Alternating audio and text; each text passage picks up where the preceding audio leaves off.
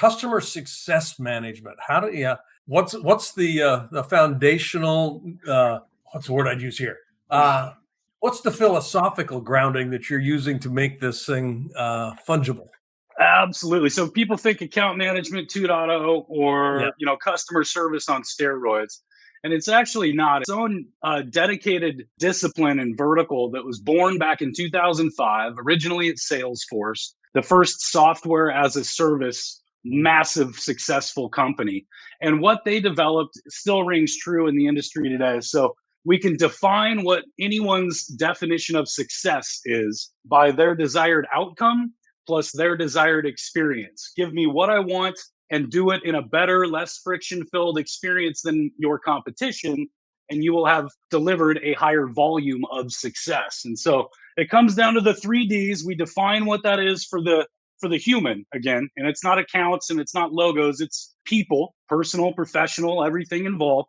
And then we're going to deliver that every day, week, month, quarter, and then we're going to demonstrate that to them so that they don't have a shadow of a doubt when the end of the contract comes, why they should renew, and then ultimately expand, advocate for us, and then generate what we call customer success qualified leads or CSQLs. 1/13 the acquisition cost of typical top of funnel marketing and sales, higher conversion rates, faster deal times, everybody wins. And so what it is at its core is really a predictive, proactive customer relationship as opposed to the reactive and tactical that we have in the support world. If I sell you a physical product and it works, I don't need to talk to you again because you had to put up a bunch of money to acquire it, you own it in perpetuity, etc. So as long as the phone doesn't ring, I don't have to worry about it. Customer success, I'm providing you that solution in terms of an outcome as a service now. You don't own it now. Think of like watching a movie at home. When that was our desired outcome, we had to get our hands on a physical DVD. And if you're old enough to, like myself, right, Betamax, VHS, Laserdisc, whatever the case, right, you had to have a physical product, but you didn't really ever care about the product. You cared about what it did, not what it was. And that's where, as a service in the subscription economy continues to grow, because it's easier to acquire customers, but the acquisition cost up top is about the same. And so if we do effective customer success management, we create advocates out of our customers, and we get people talking positively about us out there in the industry. That then drives that much less expensive lead. And again, it's a shorter deal time and everybody wins. What are some of the techniques that you've learned through the aggregation of experience to create success coaching that allows us to feel comfortable asking? Because that really puts some fuel power behind the success of thriving or of what the ultimate outcome is of owning these customers and empowering them with a relationship. Yeah, it's a good question. And if the ultimate goal here is to really create advocates, right? And how we do that is making people's lives better by having us in them. And it can transcend your B2B value proposition and ROI discussions. I literally talk to our executive stakeholders and buyers. And when they're still up here evaluating us against our competition, I'm asking them, how do you get promoted? How do I make you look good? What do you want to do in terms of thought leadership or industry knowledge? And is that your forte? Do you want to be on a stage talking in front of other people or not?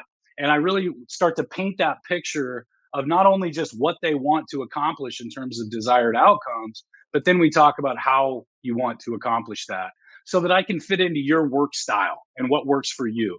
I wrote an article about a month ago called QBRs Are Stupid. All these companies are doing these quarterly business reviews, and they're dragging these poor executive stakeholders into this, quarterly presentation every 3 months. And not surprisingly, it's very difficult to get them to continue to attend those meetings because they've sat through so many lousy ones. What we're doing there is trying to demonstrate what we've been providing in terms of value, but we actually add friction by dragging them into our predefined business process. So, long answer to a shorter question, I suppose. How we can generate these advocates is having that conversation early. There's even a concept of an advocate pipeline and setting those expectations early in the relationship that this is a give and take.